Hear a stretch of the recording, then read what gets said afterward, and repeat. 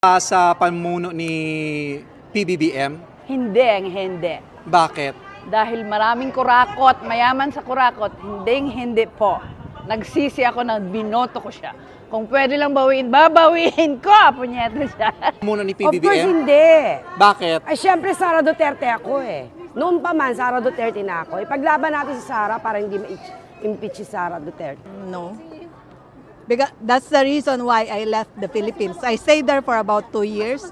Pero nung nakita ko yung pamumuno niya, I came back here sa Japan kasi I don't see, yung parang ayoko magstay doon. PBBM, sino ba siya? Sino pala siya? Sino pala siya?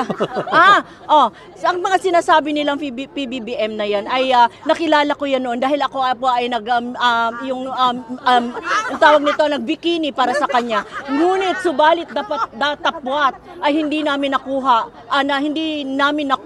ang mga kiliti ng aming mga puso dahil kami po ay nakikita namin ang pagbubudol ng ating kababayan kaya hindi ako natutuwa sa kanyang administrasyon.